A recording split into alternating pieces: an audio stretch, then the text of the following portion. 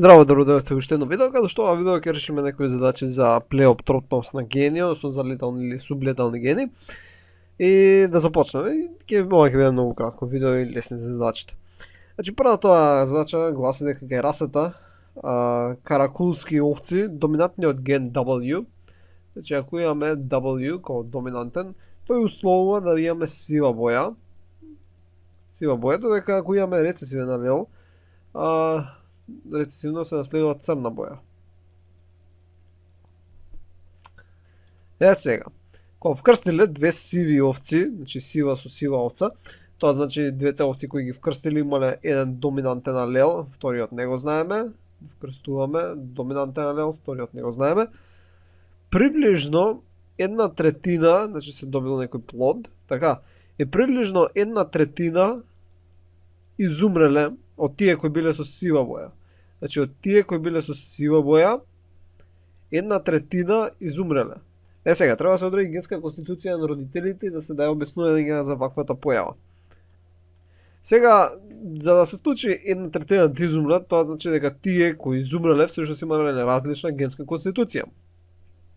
Значи, или WW изумира, или изумира W мало W, или две рецесивни мали W изумираат. Значи, една од тие три генски конституции изумира и не е компатибилна со живот. Сега, родителите, знаеме дека се едно од овие, или се со две доминантни W, или се хетерозиготи. Но бидејќи нормално двата се живи, тоа значи дека ако едниот е доминантен хомозигот, другиот не може да е хетерозигот. Бидејќи ако родителите се доминантни хомозиготи, а се живи, тоа значи дека доминантните хомозиготи преживуваат и тоа значи дека хетерозиготите умираат. Така, за некој може да рече, можда овие со рецесивни умираат, од кај знаеш дека умираат тие со хетерозиготи. Бидејќи знаеме дека умреле тие кои биле со сива боја. Така или умреле хетерозиготи или умреле доминантни хомозиготи. Така ако едниот родител е едното, другиот родител мора да биде истото тоа, не може да биде другото, иначе не би бил жив родител, така. Веќе таа генска конституција не е компатибилна со живот. Сега, ако двајцата родители беа со две доминантни W, тогаш целото потомство ќе беше WW. Односно ќе имаше иста генска конституција, така или сите ќе умреа, или сите ќе беа живи. Немаше да има случај каде што имаме 1/3 мртви, а 2/3 живи. Така што не може да е со две доминантни W, тоа значи дека се двата родители, бидејќи мора да се исти, двајцата родители се хетерозиготи, значи големо W, мало W, и всушност тоа што се добива, ќе подечам со црвена стелка, е две големи W, два хетерозиготи се добиваат и еден хомозигот за рецесивни. Сега, овие дека се всушност со сива боја, и ако знаеме дека 1/3 изумира, тоа значи дека ова е таа 1/3, тие кои се доминантни, значи овие изумираат тие кои се со сива боја, односно тоа е 1/3, бидејќи овде е третината, така. А овие што се со црна боја преживуваат. Значи овдека ова нека со портокално, овие кои се со црна боја преживуваат.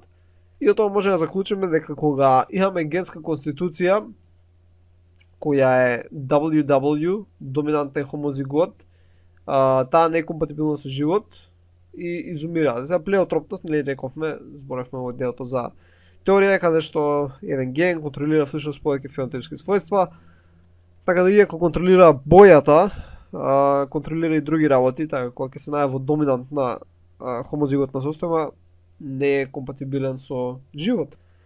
Добро, ајде сега да решиме втората задача, која гласи дека кај лисица доминантниот ген P условува платинесто крзно, значи ќе го направиме платинесто, нека биде портокало оваха.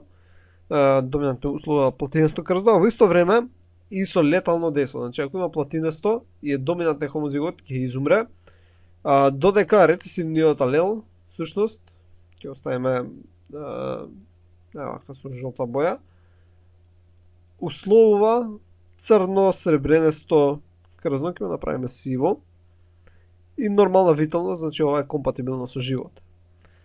Сега, Каков е генотипот на две единки кои се со платинасто крзно и какви единки треба да се вкрстат за да селекционерите ги избегнат економските загуби при производството на крзна од лисица?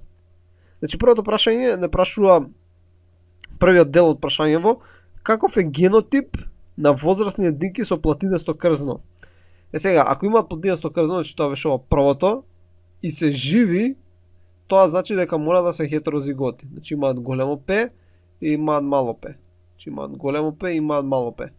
Бидејќи ако имаат две големи П, они ќе беа платинести, ама ќе беа мртви, така нема логика да има да додуваме генска конституција. Така мора да се хетерозиготи. А вториот дел од прашањето е какви единки треба да се вкрстуваат, селекционерите да вкрстуваат за да избегнат економски загуби при производство на крзната од лисица. Сега, не ни прашува каква боја они сакаат, него едноставно какви единки треба да вкрстуваат постојано со цел да се избегне да се создаде хомозигот за доминантни алели. И одговорот е всушност изимаш еден всушност можеш да земеш два хомозиготи за рецесивни, така два мали алели и секогаш ќе добиваш хомозиготи за рецесивни, нема никогаш да умира. Но исто има, ако сакаат да имаат и платинесто крзно, во случајов, а да не умираат единки, секогаш ќе земаат еден хетерозигот, така големо П, мало П, и ќе вкрстуваат со еден хомозигот за рецесивни, и повторно се добива всушност истиот сооднос како родителите, така повторно тоа ќе се добие во наредната генерација и повторно ќе ги вкрстуваат така и многу едноставно може да ги одредат. Значи, ако го направат ова вкрстување овдека, тоа што ќе се добие ќе бидат хетерозиготи и ќе бидат хомозиготи за рецесивни. И одма се знае кој се кој, значи овие ќе бидат сиви, овие ќе бидат платинести, така. И ќе ги вкрстуваат повторно. Ќе земат една платинеста, ќе земат со една сива, ќе ја вкрстат и повторно ќе го добијат истото, се вратат назад и повторно. Значи, секогаш ќе вкрстуваат сиви со платинести и секогаш ќе добиваат и сиви и платинести. И последното прашање е ептен лесно, кое гласи дека кај говеда доминантниот алел, всушност D, ако е вака, и ако се наоѓа во хомозигот на доминантна состојба, тој не е компатибилен со живот, предизвикува смрт, чак ќе прежа сија, значи предизвикува смрт. А ако се најде како хетерозигот, значи D големо D мало, тогаш имаме куса градба, значи куса градба, односно мал врат, мали нозе, глава нозе врат. При развојот и ако е хомозигот за рецесивни, тогаш имаме нормален развој. Сега, прашањето е што ќе се као фенотипски и генотипски распад ќе се случи ако се вкрстат две хетерозиготни индивидуи. И ова многу лесно, значи ова е исто како монохибридно. Ќе земеме две хетерозиготни единки, една, две, и кога ќе извршиме вкрстување, всушност ќе добиеме деде големо, ќе добиеме два хетерозиготи и ќе добиеме еден хомозигот за рецесивни алели. И всушност оваа единка ќе биде мртва. Овие две единки ќе бидат, ќе земеме со некоја друга боја, со жолта нека биде. Овие две единки ќе бидат со кус врат, куса градба, куси нозе, додека овие последните ќе бидат со нормален фенотип, здрав, витален. И тоа е одговорот на прашањето. И значи овие беа кратки прашања, лесни и тоа е тоа. Добро, ако има нешто нејасно, пишете во коментар, ако може би брзо зборев или треба да ги напишам текстовите на задачите во descriptionот на видеото и ќе се видиме во наредното видео.